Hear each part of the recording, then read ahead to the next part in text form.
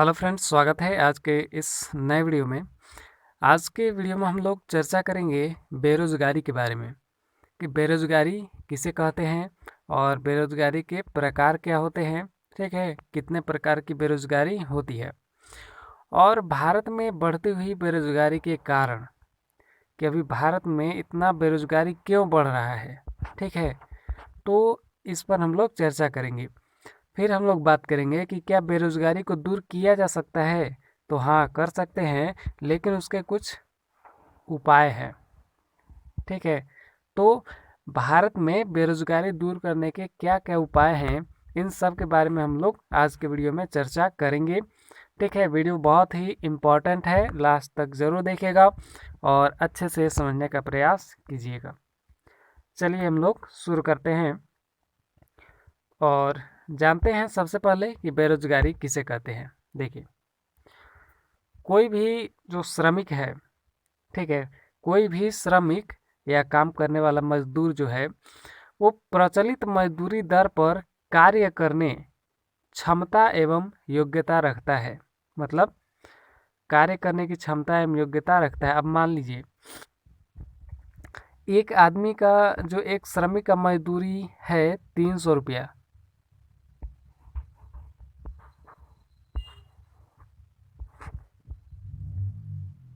एक श्रमिक का मजदूरी है 300 रुपया। ठीक है, और ये 300 रुपया में जो है कोई भी श्रमिक काम करने के लिए तैयार है। इस भारत में क्या है कि काम करने वाले लोगों की संख्या बहुत ज़्यादा है और जो है काम कम है।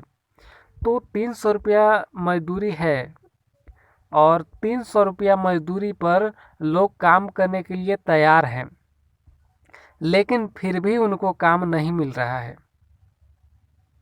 ठीक है, मान लीजिए कि 10 लोग हैं और 10 लोग, ठीक है, मान लीजिए 10 लोग हैं और 10 लोगों को में से जो है 10 के 10 लोग जो हैं 300 रुपया पर काम करने के लिए तैयार हैं। ठीक है, 300 रुपया पर प्रतिदिन पर काम करने के लिए तैयार हैं, लेकिन अब काम इतना नहीं है, काम केवल 2 लोगों का ही है। ठीक है, मतलब 2 लोगों की ही ज़रूरत है। तो इनमें से 2 लोगों को काम मिलेगा और बाकी लोगों को काम नहीं मिलेगा, यानी 8 लोगों को काम नहीं मिलेगा और 2 लोगों को काम मिल जाएगा। तो हालांकि सब 10 के 10 जो हैं वो 300 रुपया पर काम करने के लिए तैयार हैं, लेकिन उनमें से केवल 2 लोगों को ही काम मिला, क्योंकि 2 लोगों की ही ज़रूरत थी। तो बाकी के 8 लोग जो हैं वो भी काम करने के लिए तैयार हैं, उतना ही पैसा में काम करने के लिए तैयार हैं, लेकिन फिर भी उनको काम नहीं मिला। तो इसी को कहेंगे बेरोजगारी। ठीक है, यानी कोई भी श्रमिक जो है प्रचलित मजदूरी दर पर कार्य करने की क्षमता एवं योग्यता रखता है, लेकिन इसके बावजूद यदि उसे कार्य नहीं मिलता है या उसको रोजगार नहीं मिलता है तो हम उसे कहेंगे बेरोजगारी।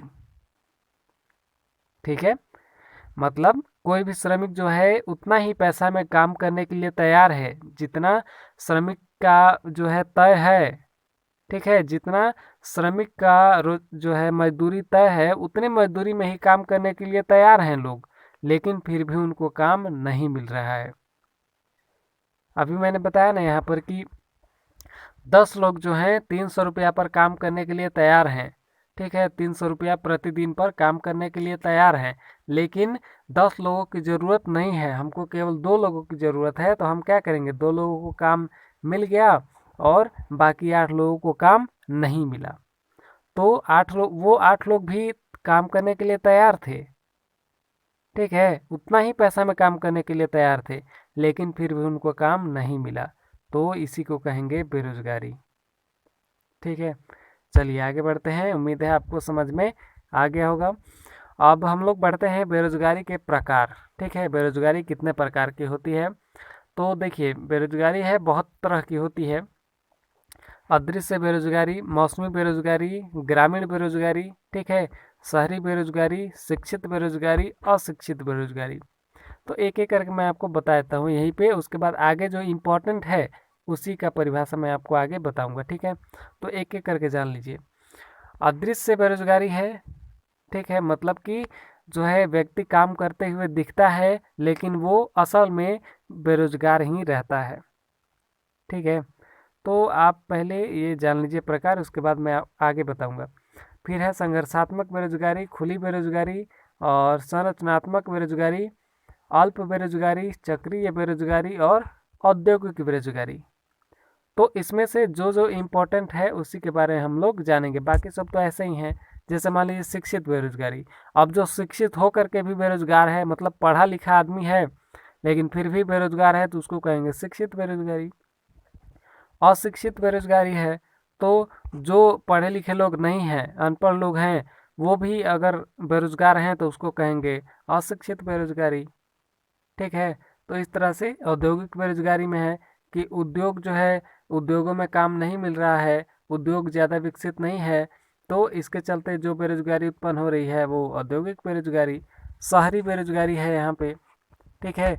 यहाँ पे देखिए शहरी बेरोजगारी है, तो शहरी बेरोजगारी का मतलब हुआ कि शहर में जो लोग बेरोजगार हैं उनको शहरी बेरोजगारी कहेंगे, ठीक है। तो एकदम आसान है, जो जो मतलब इम्पोर्टेंट है उसको मैं आपको आगे बताता हूँ। चलिए यहाँ पर इम्पोर्टेंट है अदृश्य बेरोजगारी। अदृश्य बेरोजगारी को जो है छुपी बेरोजगारी और प्रच्छन्न बेरोजगारी भी कहा जाता है, ठीक है। अदृश्य बेरोजगारी को छुपी बेरोजगारी और प्रच्छन्न बेरोजगारी भी कहा जाता है, ठीक है, याद रखिएगा। इसको प्रच्छन्न बेरोजगारी भी कह सकते हैं। तो देखिए अदृश्य बेरोजगारी से तात्पर्य उस स्थिति से है जिसमें किसी कार्य को करने के लिए जितने श्रमिकों की आवश्यकता होती है उससे अधिक काम पर लगे हुए रहते हैं, जिससे उत्पादन पर कोई प्रभाव नहीं पड़ता है। ऐसी बेरोजगारी को अदृश्य बेरोजगारी, छुपी बेरोजगारी या प्रच्छन्न बेरोजगारी कहते हैं। अब मान लीजिए एग्जाम्पल, देखिए इतना बड़ा खेत है, ठीक है, मान लीजिए मैं आपको एग्जाम्पल बता रहा हूँ। इतना बड़ा खेत है और इस खेत के लिए 2 लोग हर साल काम करते हैं, ठीक है। एक इस खेत के लिए 2 लोग हर साल काम करते हैं और उत्पादन जो है 2 क्विंटल अनाज होता है, ठीक है। मान लीजिए कि धान के समय में जो है 2 लोगों को लगाता है। मान लीजिए कि मालिक हम ही हैं, ठीक है, एग्जाम्पल के लिए बता रहा हूँ। मान लीजिए कि अब मेरा खेत है, ठीक है, मेरा ज़मीन है और इस पर मैं हर साल जो है 2 लोगों को लगाता हूँ काम पर और उत्पादन जो है 2 क्विंटल के आसपास हो जाता है, ठीक है। तो अब मान लीजिए कि बेरोजगारी बढ़ गया, ठीक है, बेरोजगारी अभी के टाइम में बढ़ गया है और हम अगर यहाँ पर 3 लोगों को लगा दें काम पर तो हमारा उत्पादन कितना होगा? 2 क्विंटल ही होगा, ठीक है। उत्पादन पर कोई प्रभाव पड़ेगा? नहीं पड़ेगा, क्योंकि इस खेत से हर साल 2 क्विंटल ही उत्पादन होता है। और जो है अगर 3 लोगों को लगा दें तो उत्पादन बढ़ थोड़े जाएगा, या 5 लोगों को लगा दें तो उत्पादन बढ़ जाएगा, जो है 2 क्विंटल की जगह पर 4 क्विंटल होगा, ऐसा तो नहीं है। तो कहने का मतलब है कि इस भूमि पर अगर हम 2 के जगह पर यानी हर साल 2 लोग हम लगाते हैं और हर साल उत्पादन जो है 2 क्विंटल के आसपास अनाज हो जाता है। तो अगर 2 क्विंटल हो रहा है 2 लोगों को लगाने से, तो अगर 4 लोग लगा देंगे तो हमारा 4 क्विंटल हो जाएगा? ऐसा नहीं है, क्योंकि ज़मीन सीमित है। तो अब अगर बेरोजगारी बढ़ रहा है, ठीक है, ये 2 लोग लगाते थे तो एक पहला आदमी जो था वो इस आरी पर काम करता था और इस आरी पर, ठीक है, मतलब आर बांधने के लिए लगा दिए, ठीक है। मान लीजिए कि धान का खेत है, धान का जो है क्यारी वगैरह है, तो आर बांधने के लिए लगा दिए हैं। तो एक ये बांधेगा, एक ये बांधेगा और दूसरा आदमी जो है ये बांधेगा और ये बांधेगा। अब मान लीजिए कि हम बेरोजगारी को देखते हुए एक आदमी को और लगा दिए, 3 गो आदमी के लगा दिए, तो 3 गो आदमी के लगाने से हमारा उत्पादन तो नहीं बढ़ेगा, ठीक है, उत्पादन नहीं बढ़ेगा। अब वो आदमी को जो लगाए हैं तीसरा आदमी के, वो तीसरा आदमी क्या काम करेगा? खाली इधर से उधर उधर से इधर करते रहेगा, क्योंकि इस काम को करने के लिए 2 लोग काफ़ी है, ठीक है। हर साल से 2 लोग काम करता है और वही लोग काफ़ी है इस काम को करने के लिए। तो तीसरा आदमी को हम फालतू में लगा दिए हैं। ठीक है, तीसरा आदमी को हम क्या किए, फालतू में लगा दिए, बस ये इधर उधर कर रहा है। ठीक है, कुछ काम नहीं कर रहा है। तो हालांकि ये भी मतलब इसको भी पैसा मिलेगा। ठीक है, तीसरा आदमी को भी पैसा मिलेगा, मजदूरी मिलेगा, लेकिन असल में यह काम कुछ नहीं कर रहा है, बिना काम के लगा हुआ है इसी। ठीक है, तो ऐसी ऐसी स्थिति में ये क्या है, असली में बेरोजगार है। मतलब इस स्थिति में ये क्या है कि वास्तविकता में ये बेरोजगार आदमी है। ठीक है, फालतू में लगा हुआ है लेकिन पैसा मिल रहा है, लेकिन वास्तविकता यह है कि यह आदमी, तीसरा आदमी जो है वो बेरोजगार है। तो ऐसी बेरोजगारी को ही हम लोग कहते हैं अदृश्य बेरोजगारी। अगर कोई देखेगा तो लगेगा कि अरे यहाँ पर तो 3 लोग रोजगार में लगा हुआ है, लेकिन वास्तव में जो है 2 ही लोग काम कर रहा है, पहला आदमी और दूसरा आदमी। बाकी ये तीसरा आदमी तो बिना काम के है, ऐसे ही इधर कुदारी कर रहा है, कभी उधर मिट्टी करेगा, कभी इधर मिट्टी करेगा। ठीक है, तो इस तरह से तो ये आदमी जो है बेरोजगार हुआ, और इसी बेरोजगारी को अदृश्य बेरोजगारी कहा जाता है। ठीक है, मतलब अगर दिख रहा है, देखने से तो लग रहा है कि तीनों आदमी काम कर रहा है, 3 आदमी लगा हुआ है, लेकिन वास्तविकता यह है कि यह तीसरा जो आदमी है वो काम नहीं कर रहा है, वो केवल मतलब दिखाई दे रहा है कि हाँ तीसरा आदमी भी लगा हुआ है, लेकिन वास्तविकता में यह नहीं लगा हुआ है। ठीक है, तो इसी को हम लोग कहेंगे अदृश्य बेरोजगारी या छुपी बेरोजगारी या प्रच्छन्न बेरोजगारी। चलिए आगे बढ़ते हैं। मौसमी बेरोजगारी है। अब मान लीजिए कि बरसात का समय आया। ठीक है, बरसात का समय आया और लोगों को क्यारी वगैरह में धान की खेती के लिए काम मतलब चाहिए लोगों को। ठीक है, और मान लीजिए कि मेरा ही ज़मीन है और हम काम लगाए हैं। ठीक है, और लोगों को लगाना है हमको क्यारी जो है आर वगैरह सीधा करने के लिए, या जो है घास फूस हटाने के लिए। ठीक है, तो हम बरसात के मौसम में धान की खेती होती है, तो बरसात के मौसम में हम आदमी लगा दिए हैं 4 गो। ठीक है, तो 4 लोगों को रोजगार मिल गया बरसात के दिन में। ठीक है, अब बरसात का दिन खत्म हो गया, फिर आ गया धूप के दिन। तो अब धूप के दिन में तो हम आदमी काहे लगाएंगे जब हमको काम ही नहीं है। तो इस तरह से वो 4 गो आदमी क्या है, बेरोजगार हो गया। तो देखिए, मौसम के अनुसार जब काम मिलता है तो उसको कहेंगे मौसमी बेरोजगारी। जैसे बरसात के दिन में काम मिल रहा है और धूप के दिन में काम नहीं मिल रहा है, तो उसको कहेंगे मौसमी बेरोजगारी। ठीक है, मतलब किसी भी विशेष मौसम में अगर कार्य मिल रहा है या रोजगार मिल रहा है किसी भी श्रमिक को, तो हम कहेंगे कि ये मौसमी बेरोजगारी है। ठीक है, मतलब मौसमी बेरोजगारी वह स्थिति है जो किसी विशेष मौसम में काम न होने से श्रमिकों के काम नहीं मिलता है, इसे मौसमी बेरोजगारी कहते हैं। जैसे बरसात के दिन में काम मिला और धूप के दिन में काम नहीं मिला, तो धूप के दिन में बेरोजगार हो गए। ठीक है, धूप के मौसम में बेरोजगार हो गए, फिर बरसात का मौसम आएगा काम मिलेगा, फिर धूप के मौसम में बेरोजगार हो गए। तो इस तरह से मौसम के अनुसार कार्य मिलता है और मौसम के अनुसार रोजगार भी नहीं मिलता है, तो उसको भी कहा जाता है मौसमी बेरोजगारी। चलिए आगे बढ़ते हैं। औद्योगिक बेरोजगारी, इसमें श्रमिक मजदूरी के वर्तमान दर पर कार्य करने के लिए तैयार रहता है, लेकिन उद्योग के कम विकास होने के कारण काम नहीं मिलता है, जिसे औद्योगिक बेरोजगारी कहते हैं। अब एक मान लीजिए उद्योग है। ठीक है, एक उद्योग है और उद्योग ये है। ठीक है, मान लीजिए कि ये उद्योग है। अब इस उद्योग में जो है 100 लोग काम कर सकते हैं। ठीक है, 100 लोग काम कर सकते हैं और बेरोजगार लोग 500 हैं। ठीक है, यह मतलब उद्योग जो है इतना विकसित है कि मतलब 100 लोग इसमें काम कर सके, 100 से ज़्यादा लोग काम नहीं कर पाएंगे, क्योंकि इस उद्योग की क्षमता ही है कि 100 लोग काम करेंगे, उससे ज़्यादा काम नहीं कर सकते हैं यहाँ पर, क्योंकि उद्योग के पास ज़्यादा पैसा नहीं है देने के लिए लोगों को। ठीक है, रोजगार देने के लिए, तो ये अपनी क्षमता के अनुसार जो है 100 लोगों को लगाएगा। ठीक है, तो इस तरह से, और रोजगार जो है बेरोजगार लोग हैं 500, तो 500 में से 100 लोगों को रोजगार इस उद्योग में मिला और 400 लोगों को नहीं मिला।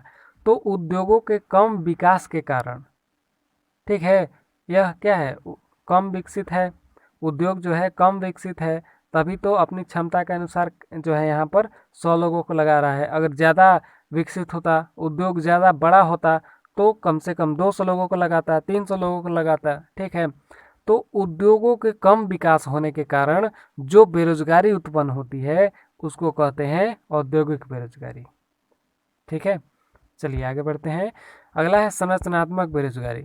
तो ऐसी बेरोजगारी है जो देश की आर्थिक संरचना में परिवर्तन होने के कारण उत्पन्न होता है। अब देश की आर्थिक स्थिति खराब हो गई तो उससे भी बेरोजगारी उत्पन्न होगा, तो उसी को कहेंगे संरचनात्मक बेरोजगारी।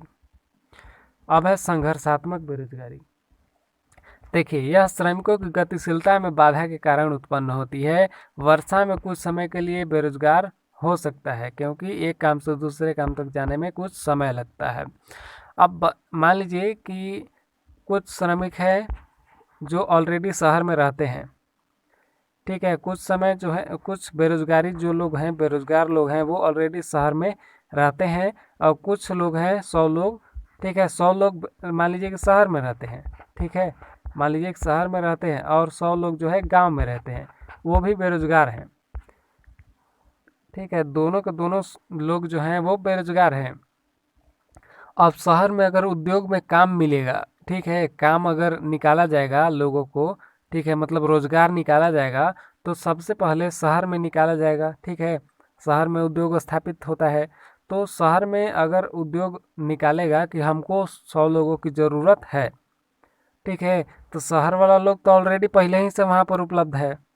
तो शहर वाला लोग क्या करेगा, 100 लोग फटाक से जाएगा, फटाक से काम में भिड़ जाएगा। और गांव वाला लोग क्या है, गांव के लोग को जाने में थोड़ा टाइम लगेगा। ठीक है, वहाँ पर जाने में, शहर में जाने में समय लगेगा, फिर वहाँ पर पता करेगा कौन उद्योग में काम है, कौन उद्योग में नहीं है। ठीक है, तो थोड़ा समय लगता है।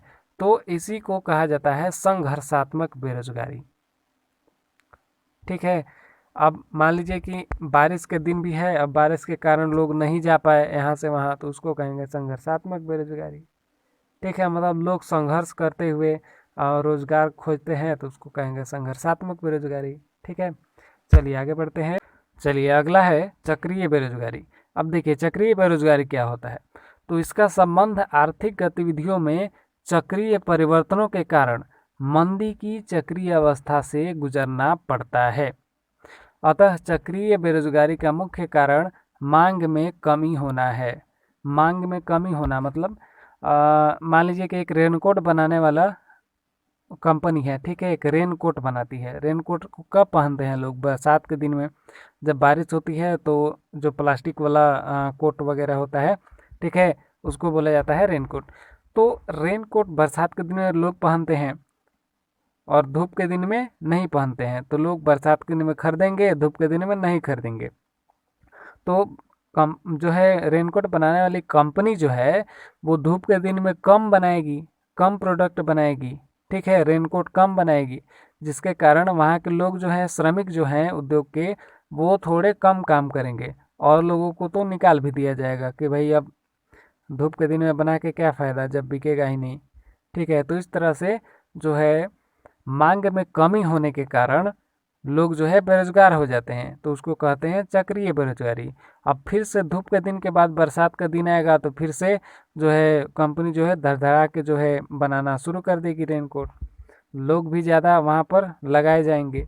तो इस तरह से चक्रीय बेरोजगारी होती है। चलिए आगे बढ़ते हैं और जानते हैं भारत में बेरोजगारी के कारण। तो पहला कारण तो है धीमा आर्थिक विकास। लोग जो है, देश जो है धीमा विकास कर रहा है, जिसके कारण बेरोजगारी उत्पन्न हो रहा है। जनसंख्या में तीव्र वृद्धि, सिंचाई सुविधाओं में कमी, संयुक्त परिवार प्रणाली मतलब जॉइंट फैमिली।